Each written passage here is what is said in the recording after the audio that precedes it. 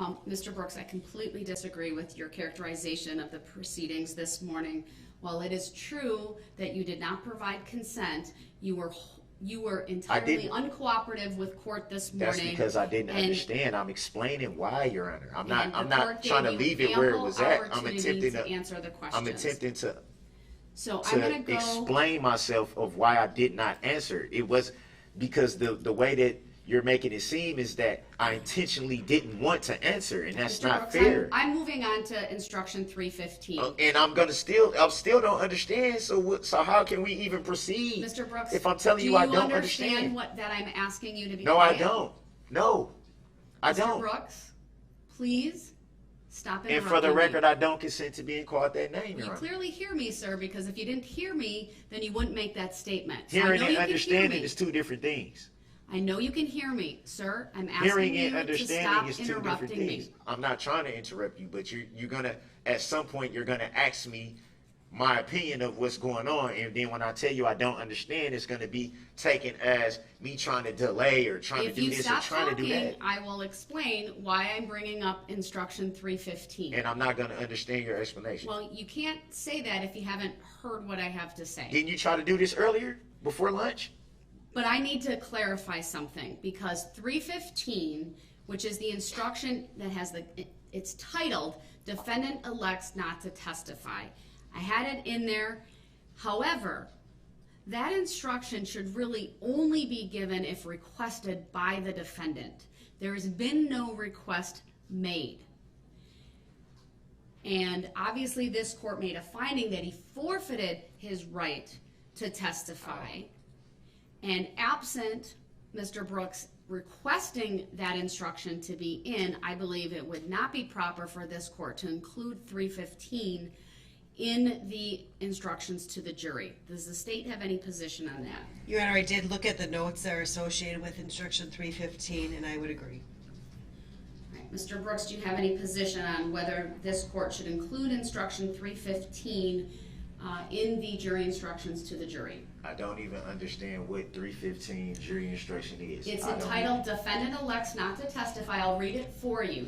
It's my notes, meaning my materials, my jury instruction book says to be given only if requested by a defendant, and it reads as follows. This is the actual language of the instruction. A defendant in a criminal case has the absolute constitutional right not to testify.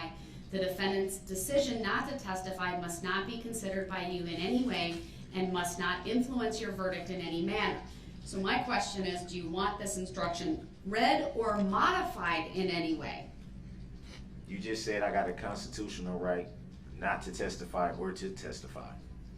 I didn't make either one of those decisions, so I don't understand. The jury instruction is typically read when a defendant does not testify. In every other case that I've had, the decision on whether to testify was a decision made by the defendant personally. In this case, the court found that you forfeited your right to testify based upon your conduct. That is the ruling I made this morning. How did I make that decision, though? I didn't. My question to you is, do you want the jury instructed that your silence must not be considered by them in any way and must not influence their verdict in any manner? What do you mean my silence? My Fifth Amendment right? Correct. I'm not hearing a request from you to have the jury given this instruction. I don't understand why you're asking me the question, Your Honor. I never decided to or not to testify. I never decided either way. I understand that.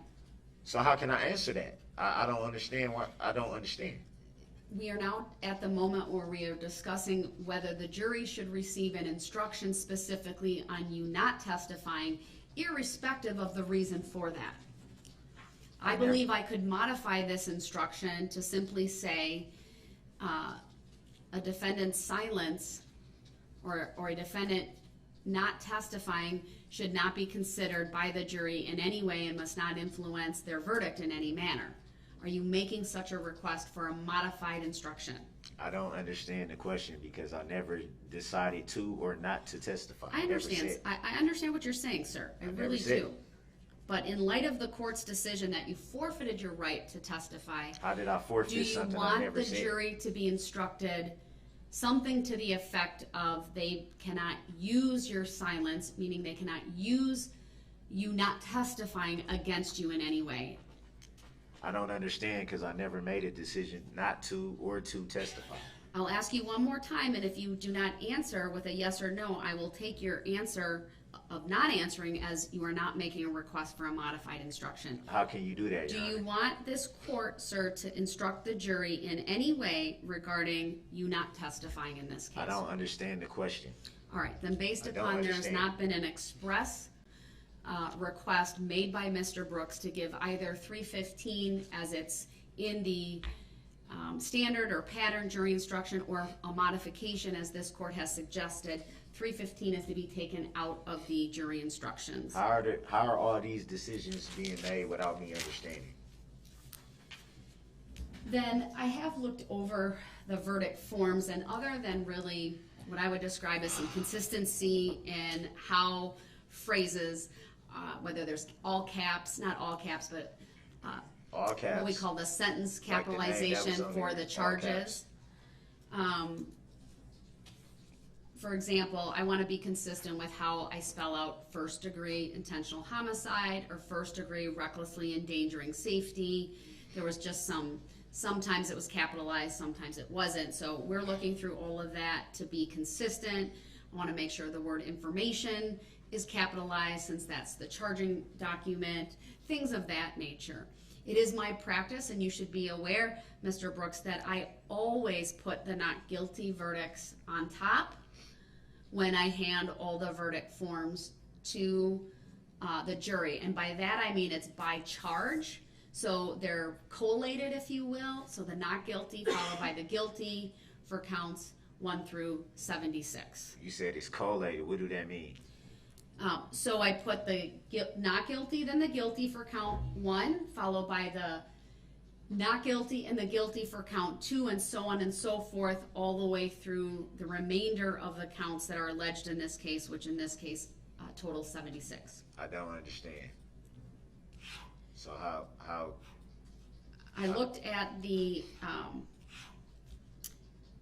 special questions Will you that answer are that, Your on the Honor? guilty verdicts only. They did appear to be proper. Again, just some grammatical things, but I believe those are all accurate. Can I'll I go to turn the other courtroom? state. Since you don't have to answer any questions, but I have to answer all, can I just go to the other courtroom? Not at this time. Why not? I keep telling you I don't understand these proceedings, and you just keep running right over my rights, like you don't even hear me saying anything. Attorney Basie, are you handling the verdict forms? Go ahead. Can I go to the other courtroom, please? Are you waiving your right to be present in this I'm courtroom? not waiving anything. Then the answer is no. I'm making a request. Then the answer is no. Then how's it? So what? You gonna try to force me to interrupt and do all this so you I'm can not make the forcing you, record sir. I'd and like make you it to be seem like here. I forfeited something that I came in here as soon as we got on the record and made a request to not be present for these proceedings. But when I'm making a request to avoid the drama and all that, Sir, the only one with the drama is you. it's you too.